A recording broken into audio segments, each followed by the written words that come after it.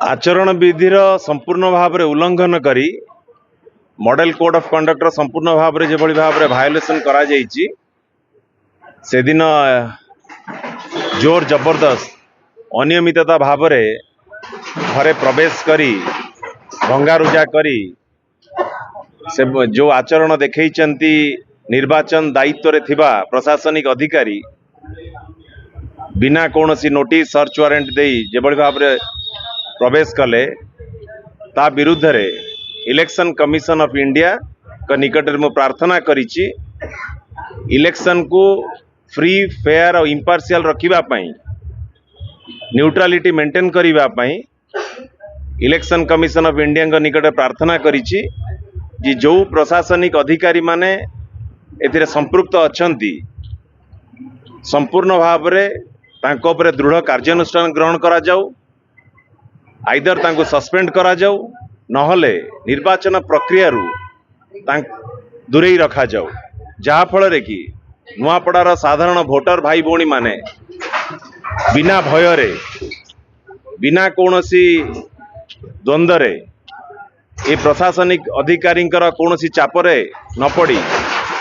जेभली भाव रे प्रभावित करने को चाहूचंती तेणुकरी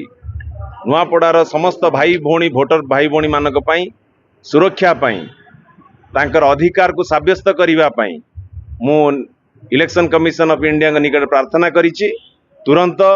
इलेक्शन दायित्व रे थिबा नुआपड़ार इलेक्शन दायित्व रे थिबा समस्त प्रशासनिक अधिकारी जो माने एथिरे संपृक्त अछंती तांको उपरे गोटे टाइम बाउंड 11 तारीख पूर्व तांको निर्वाचन प्रक्रिया दूरे रखा जाऊ। एटा कोन गोटे माने व्यक्तिगत रोष ना पराजय भय कोन पई एभली ये संपूर्ण भाव रे ये होची भारतीय जनता पार्टी रो यह संपूर्ण भाव रे भारतीय जनता पार्टी रो पराजय रो भय भाई भाई के रोल जाउना गोटे मिनिट रहि जाउ के बाइक कोन हो गया यह भारतीय जनता पार्टी रो संपूर्ण भाव रे पराजय रो भय जहाँ प्रतिफलित होईची प्रशासनिक अधिकारी मानकु लगेई भोट चोरी करिबा एवं भोटर मानकु प्रभावित करिबा एवं विरोधी दल जो माने दायित्व रे समस्त रहिचंती प्रचार दायित्व रे रहिचंती निज निज दलर प्रार्थी मानक प्रचार करूचंती तांको किबळी भाव रे प्रभावित तांको किबळी भाव रे भयभीत करिबा ए दिगरे तांकर जो हीन उद्यम रहिची या प्रतिफलित होईची से दिन आपनकर जो घर जो रहउछंती जोठी सेटु किछ मिलिला कि किबा तांको पाखि प्रमाण मिलिला कि ना उद्देश्यमूलक भाव खाली आपन जो आपण माने समस्त मीडिया रो भाई माने भौणी माने जाईथिले देखिचंती कोनोसी जिंस तांको मिली नाही खाली गोटे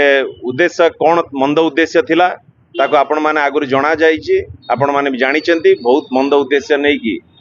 घर को प्रवेश करिथिले ताको निंदा करूची।